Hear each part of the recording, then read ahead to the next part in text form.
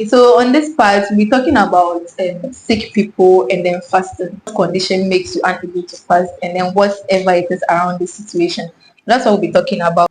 Okay, so but are there some particular conditions that you would not like? Just the mere fact that you have that condition, it's not like advisable to fast. No such condition exactly comes to mind, but then people with chronic diseases like diabetes sometimes would find it hard to fast. And so in such people, in case they want to fast, they would have to make those plans in advance with their healthcare provider. Their medications would have to be adjusted. They may have to check their sugar levels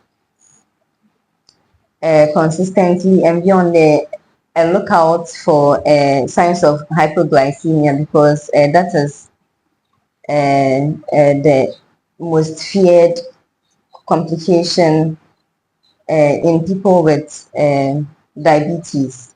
Yeah, so they will have to look out for those signs, and maybe if they're having palpitations, if all of a sudden they start shivering, they are not able to concentrate, or they are anxious, things like that. Then by that time they can check their blood sugar and see. They should know the low levels, because they have already been educated on their condition, and if there's the need to break their fast, then they will break their fast. And then this condition, peptic ulcer, when it's a time of Ramadan, we realize that a lot of people have this condition popping up.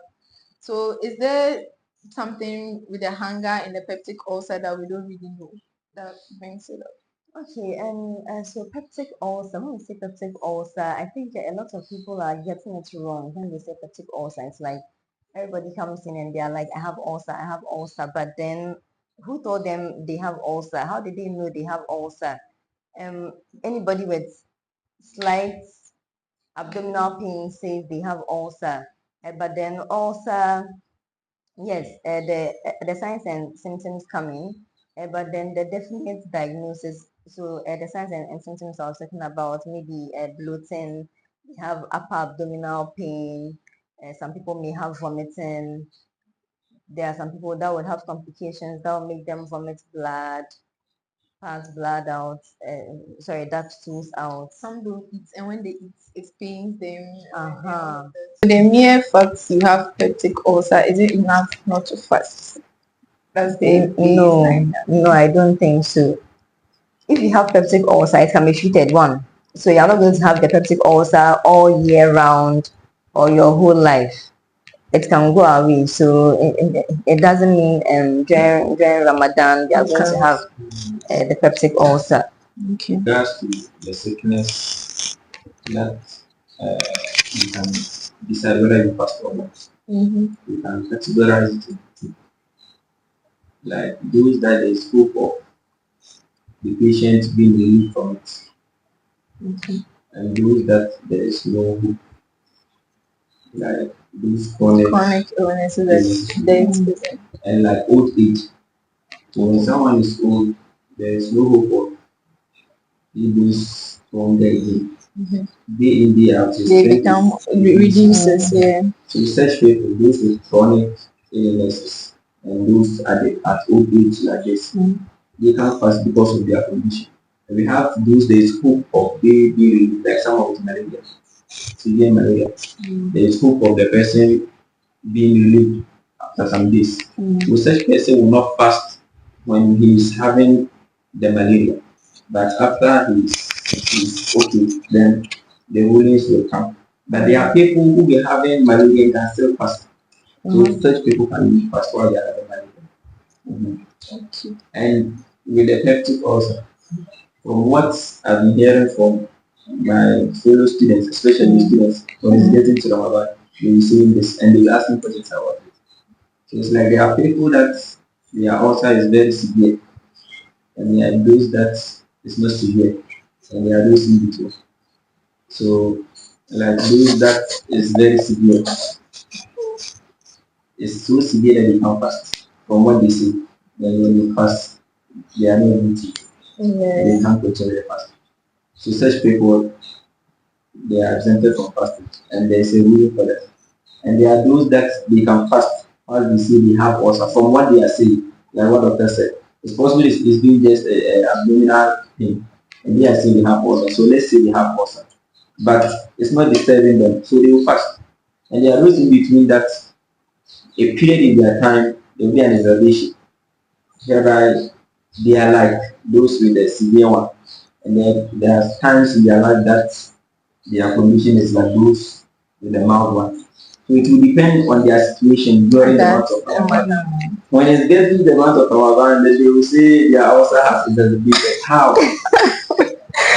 Okay. Most of the times when they say, Yes. and they start asking you, so can I do this? CTH during the month of Ramadan, people feel reluctant to come to the hospital, and then we record even low, and then it's said that patient relatives, because of the condition of the Ramadan, won't even want to come and stay with their relatives, and then they will prefer to like not come to the hospital. That would be true. For instance, especially for people with mild disease, Yeah. they may prefer not to come because they may think that once they come, you put them on some medications that may make them miss some of their fasts. For instance, if you put them on some anti-malarial, and the first dose is 0 hours, the next dose is at 8 hours, and the fasting is about 14 hours. About 14 hours. So when are they going to take that 8 hour this thing? So they may they may want to wait until maybe after fasting, which can sometimes lead to poor prognosis. It will make the illness worse. Yeah. And then I can't remember which doctor was telling us that usually after Ramadan they record. Yes. It just shoots like after Ramadan, you see like people are coming in with different questions. This also something people start to develop it, and so. But I think it's just individual health basis. Yeah. That's it. Yeah. Like you said, some of them they keep it. So after Ramadan, So they will now start to come but transfusion of blood nullifies first. was I think if you are receiving or If you are receiving or the one. Okay. if you are receiving automatically you are sick. Yeah. So the one given, we take very enough blood from the body. Whereby when the person is donating, they will tell him after that he should go and eat this, eat that. So because they are taking enough blood, the person will need something to boost ahead. So they automatically they are telling him to go and eat something, which is going to bring his fast. And also aside that, capping, capping. This is one of the ways of, like, they use this vacuum pump to draw blood. To draw blood, to suck blood from the body. They call it hijama in Arabic. Scholars differ with regards to its nullifying or fast or not. But Costello said that the one who caps will break his fast, or the one capping and the one who the capping is being done on him should break it. But scholars differ whether that statement has been abrogated or not. So let's take it that it has not been abrogated, because even our current scholars, most of them work with that.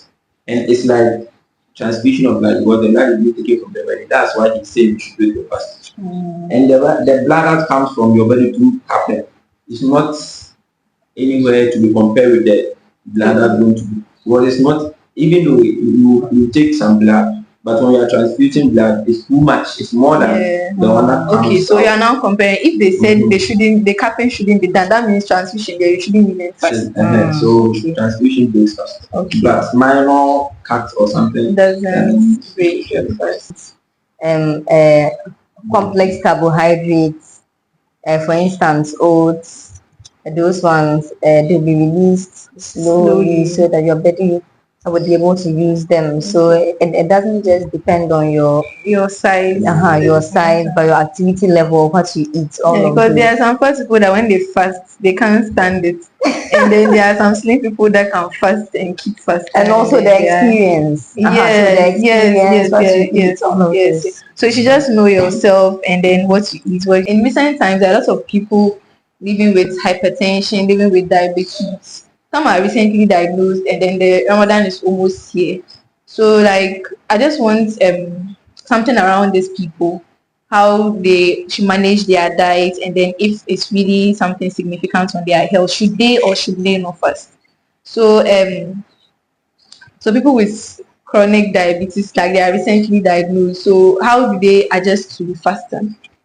Okay, so for a recently diagnosed person, I don't think it's a good idea for them to fast because that would have just been when they have been started on medications. They will now have to track their performance on the medication. Sometimes the medication is not enough to control the sugar, so you would have to track it. Are you increasing the medication? Are you reducing? Is it going to be too little or too much? I think all of these would have to be known before they actually start to fast. So it's easier for people who are already on medications, but even for them, they would have to make the plan ahead with their doctor before they start. So for those that are just newly diagnosed, maybe something even happened before they realized that they are diabetic or something. So they may not be out of that acute situation. So I don't think it's a good idea to Okay. fast. Okay, so but I thought eating is what increases the sugar or something. So if you are not eating, shouldn't it be like the body doesn't even have enough, like a lot of sugar to even cause the hyperglycemia and all of that? Yeah, but if you're not eating too, you can get hypoglycemia. Remember I said, And so now we are on the hyper. You are not eating, taking insulin, you can get hypoglycemia. Okay, you can get hypoglycemia. I know. Okay, so diabetes is like it can fluctuate. It can go hyper hypo. So like there's a it can problem go with the both ways. insulin. The Okay. medications, insulin is one, the injections. So depending on which type, whether it's type 1 or type 2, type 1, they don't have insulin. So the Yeah. insulin is directly injected. Type 2, they may have a little insulin and they are giving medications that would go and make their body release that insulin. So for those with type 1, once it's injected, their risk of getting hypoglycemia is high. So even for a type 1 person to fast, like I said, they can fast, but then their risk. I hope the injection of insulin doesn't nullify your fast. Insulin, it's nullifies. It's a recreational injection. But wait, so once the person, so there's something like the person can inject it when they are eating their exactly their pre-dawn meal, and then later there are different types of insulin as well. So it depends. So it But will I don't depend on. mean general injections nullify. Yes, But you are talking nutritional about injection. So injections insulin is nullify. a nutritional injection. Yes, So it nullifies. so if you are, that means you have to be steady yourself, know the time you can take. Maybe you take it to suho and you start So we should doing start those. with You and your doctor, not Yes, you and your doctor. Okay, okay, So if okay. your doctor says you should how maybe the dosing interval and how he wants you to take it and how the fasting is going to be going. the If duration it's not of the going to be fast. compatible, then you don't fast. You can't fast. So some things that they may take into consideration: is it type 1 or type 2? How long you have had it for? How long you are going to be fasting for? And like I said, your activity level. And a lot of other things, age as well. All of those would have to be taken into consideration. So it's not like there's one. Yeah. It's an individual base. It's a case by case basis. So it's What may work for somebody may not work for somebody else. So Okay. So if you also have the mindset that oh, since you are diabetic and you don't eat, maybe the sugar will reduce. They are telling us that that's not the case. How about blood pressure? for blood pressure, the blood pressure medications, like any medication at all, it has times that it's taken. Some can be taken once a day, some twice a day. So depending on what medication the person is taking, you can take your once a day medication when you are taking your pre-dawn meal, and that will be okay. Or maybe at night. Some people usually take their medications either in the mornings or at night, so it can still be taken that way. Someone who has both, the person has diabetes, the person has hypertension, and then probably has been diagnosed maybe for 5 months now. The person has been adapting, and then Ramadan is almost coming. So I just wanted to give like a general advice. What would you tell this kind of person? So this kind of person would definitely have to see their doctor. Like I said, it's a case by case basis. I cannot just say the person can fast or not. But from what you are saying, it seems like the person is stable. Yes. So the person could consider fasting, but the person would definitely have to talk with their healthcare provider and make any necessary adjustments if there would be any. For instance, like I said, the medications, some of them can be made once a day so that they monitor it over a period and see if it's okay. Some medications may have to be reduced. Some would have to be increased to make it the ones dosing. So it would have to be done in conjunction with their healthcare provider. And so these people we are talking about that have these chronic conditions, they can't fast. What's the Islamic ruling for them? Some of them, it's a lifelong diagnosis, and they might have to live with it throughout their life. So what are some of the, what should I say, adjustments? How do they pay? How do they go about it? Yeah, fast. So someone having a chronic illness or disorder that there is no hope of the person being free from it, the person will be fasting and he or she will be feeding in place of fasting. So every day you feed one person. So he can get someone that he will be feeding.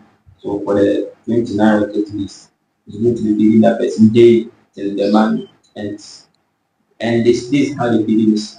How you eat your average meal. So if your average meal costs like 30 cedis, that's how you feed. If it costs like 20 cedis, that's how you feed. So such people will feed till So your average meal, as in your what you be eating during the Ramadan season, or what you eat on a regular day? How you eat on a regular On a regular day. So breakfast, lunch, and supper. No, So if that's what you eat. A meal. Okay, so you are feeding a person one meal One meal. daily, not what you eat every day. Yes. So just one meal, a meal. Mm-hmm. Okay. Or after the month of Ramadan, you get like 30 people. Then you get them food at once. So you can cook food and feed. So that means that food would satisfy them for that particular meal. Then. Yes. So you know it's not morning, afternoon, evening. Another one. So maybe the food they are going to use first. You be providing it for them. The same time till the end of the month. Or maybe if it's iftars, you'll be giving them to break their fast. So do you make the person know? Yes, so that the person will be trained. Yes, you make the person aware of that, so that all the time you give the person the food. You give the person the food. That's what you do. But if the person is not having such condition, then after the month of Ramadan, then the person will fast like the lady who is menstruating, what she does. After the month of Ramadan, she pays. Like someone who is having malaria that there is hope of baby away from it. After everything, he is going to pay. But someone who is having a chronic illness, that there's no hope. There's no hope. Or someone who is having like epilepsy, that his dosing is not going to pay them. So he is something. You'll be taking forever. So he this will be. So that's the reason for